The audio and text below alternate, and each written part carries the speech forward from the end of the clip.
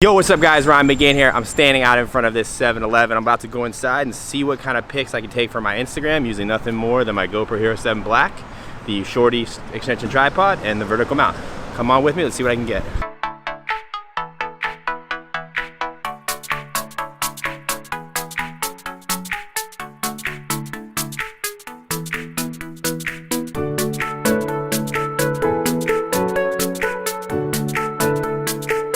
One quick tip when you're taking pictures is go for the weird and different angles.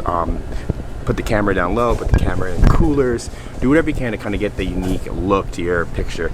And being that the GoPro has a super wide lens, it always looks awesome.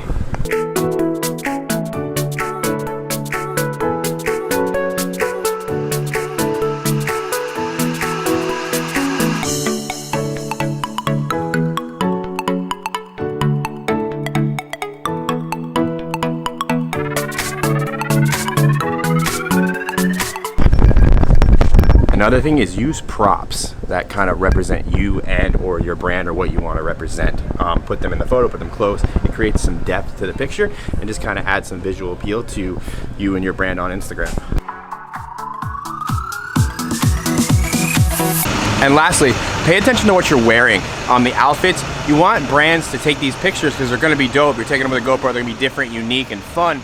And you want the brands to repost these photos. So do what you can. Wear branded sunglasses, tag the brands, wear shirts, shoes, whatever, get creative, but tag the brands and make sure that you give your photo the best opportunity to get shared.